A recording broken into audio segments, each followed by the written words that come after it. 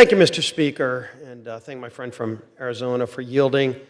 Mr. Speaker, we still have heavy hearts. We're still mourning the loss of our friend Charlie Kirk, who was such an inspirational leader to millions across this country. And as we've seen since his horrific assassination, he inspired not only people here in America, but all around the world. As you see the outpouring of love. And Charlie was a man who had so much love for other people. He had love for our country.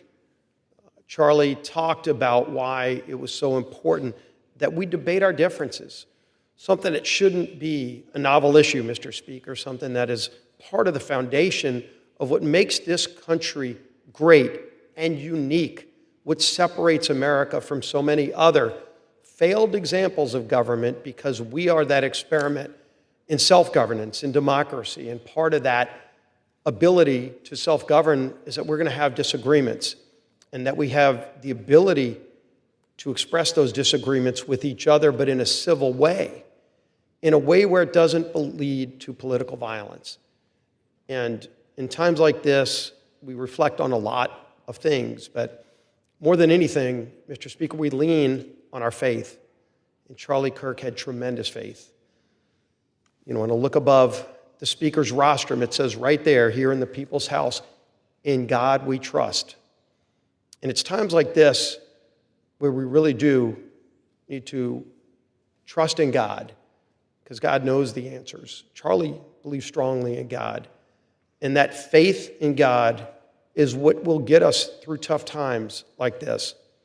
In fact, Charlie talked a number of times about how he would want to be remembered, and he talked about how he would want to be remembered for his courage in his faith, and what an example he was for faith for so many young people. You look at college campuses all across this country right now, and you see mourning, but you see more young people driven to get involved in this process. Turning Point has had requests from over 50,000 people since Charlie Kirk's assassination to start new chapters on college or high school campuses. This movement that Charlie started is just getting started.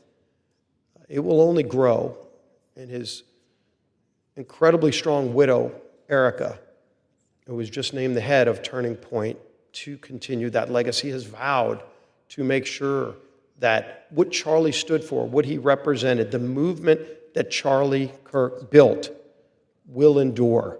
It will grow, and it will continue to inspire millions more people to want to get involved in government, want to question leadership, want to maybe question their own views, the things they might have been taught by people in schools that had ulterior motives, that might have been trying to indoctrinate them into some other viewpoint, so that now they had the power and the courage to think for themselves. How powerful is that? Those are the things that Charlie left behind that will endure, Mr. Speaker. And so this resolution is so important to remember that legacy. Remember that this was a young man, still a young man, but even younger at 18, a young student with an idea that said, what's happening in the schools is wrong. What needs to be taught is something broader. We need to get back to a respect for each other's differences of opinion. And that's what drove him to start a movement at such a young age. Let all young people be inspired by that recognition that the power of ideas still can move a nation. That's what Charlie Kirk reminded all of us. And Mr. Speaker, we're never going to forget that. We're never going to forget the legacy of Charlie Kirk, but that legacy will live on and only grow stronger. God bless you, Charlie Kirk. Yield back.